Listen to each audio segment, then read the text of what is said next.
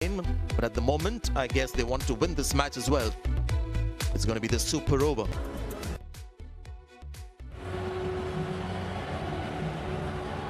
Coming out to bat, and Sri Lanka have picked Kusal Perera and Darsun Shanaka. They'll have someone else padded up.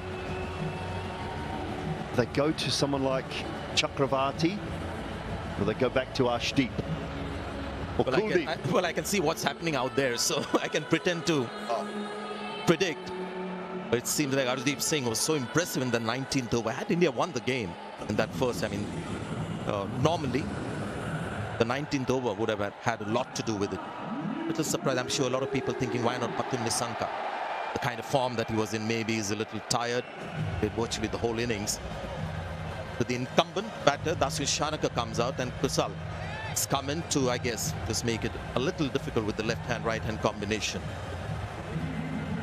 In that tied match, the last match that these two teams played against each other was a bilateral game. Sri Lanka in the super over just got 2 runs. And India won the game, so they will be hoping more of the same. Now you feel like super over, you kind of need in that 12-13 range or above, just to put some pressure on the opposition, to make sure they have to find an early-ish boundary and give you an opportunity for a wicket. Is batting first a little difficult when it's super over? Sri Lanka have to do it because they batted second in the main game.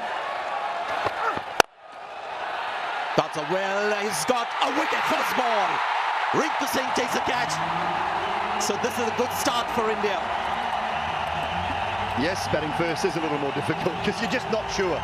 You're not sure, and it's just sliced off the batter touch. Perfect field placement.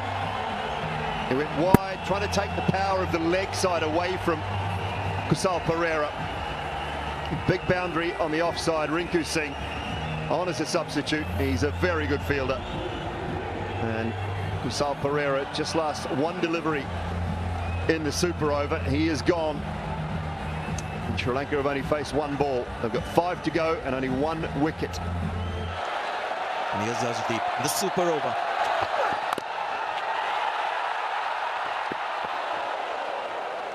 Plenty happened there just for 1 run.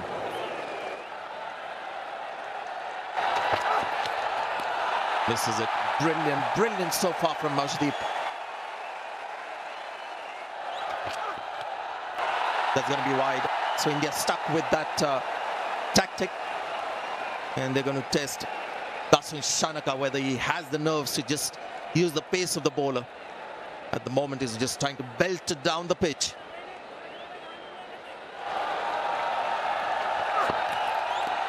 Oh, he's missed it. He wants the run. Direct hit. Well done, Sanju Samson. It started with Arshdeep Singh bowling a beauty. He's been given out from the bowlers and umpire.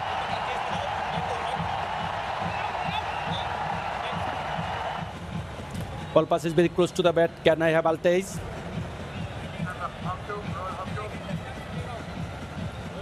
Keep rolling. Flat line, keep rolling. Okay, now line. Right at the fag end of the game, a lot of unsatisfied, no bad in ball coming into the game. Now clearly, if he's given him out, caught behind at the bowlers you need and to umpire. change your decision out to not out. Yeah, spot on. It was been pretty good throughout the tournament, so I'm loath to be too harsh, but it was a pretty ordinary decision because he was nowhere near it. I'm not sure how the standing umpire at the bowler's end thought it was out, caught behind. He hasn't hit the ground, there's nowhere near it. Sanju hasn't even appealed. He's not even bothered about the caught behind, and then he's given it out for some bizarre reason. So the game must continue. And why was Arshdeep appealing? Big ball of the over. Slice it straight to the fielder. And this time, Arshdeep is only clapping. Jitesh Sharma, I think, who's taken the catch, is the reserve keeper. And once again, it seems like Sri Lanka will get 2 runs in this super over. 1 ball to go. Oh, you can appeal for that one, Arshdeep. That one's okay. That certainly hit the bat, but it was straight to the man at deep backward point. And that is a terrific super over from Arshdeep. He nailed his Yorkers. He went wide of the right-handers. And all Shanaka could do was pick up a thickish outside edge. So both wickets falling for just 2 runs. Trying to find out who they want, I think. He's just talking about maybe Sanju. Who do they want at the top of the order? From India's point of view, with the bat, but with only 3 to win, I don't really think it matters. I think they should just send their regular openers.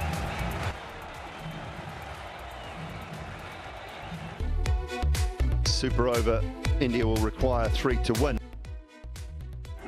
Well, maybe they're superstitious as well, Sanjay, a little bit, because the tied game that Sri Lanka and India played, the last one, it was Surya Kumar Yadav who came out and opened the batting and hit the first ball for 4 when they were chasing 3. Just amazing coincidences. Can you imagine the last game between these 2 teams was a tie? Super over. Sri Lanka batted first, got 2 runs, and same opening pair. Can you imagine? Shubman Gill hasn't played before this Asia Cup tournament, the T20 matches. It was Shreyas Iyer who was in the team. So Shubman Gill has come in. So amazing coincidences. Let's see whether that happens to Julie, whether the first ball gets hit for 4. I expect a field that's going to put all kinds of pressure on Surya Kumar Yadav, as they would expect. So now they've got 5 fielders for a dab, for a single, and they'll be right up to save the single. But if they look to play the big shot on the leg side, they've got 3 boundary riders. Nobody on the offside, 3 on the leg, 1 straight down at long off, and 5 fielders inside the circle. You'd suggest that the field is set to bowl wrong-ins. Does Hasaranga have the wherewithal to maybe bowl a slow leg spinner to start? Class of the man. Won't go all the way, but very calmly done. And that might just equal that 3 runs. India won. Wow. Look at Surya. How easily he's done it. Match that ended in a super over. And it was a super game as well, Julie. Well, it's been a brilliant afternoon, evening. And nicely placed by Surya Kumar Yadav. And they ran hard. They wanted it over and done with on that ball. The fielding was a little bit laboured, I will say, but Gill and the captain really sprinted between the wickets to pick up that 3 first ball. 2 wickets for Arshdeep in the super over meant that India only had to chase 3 to win.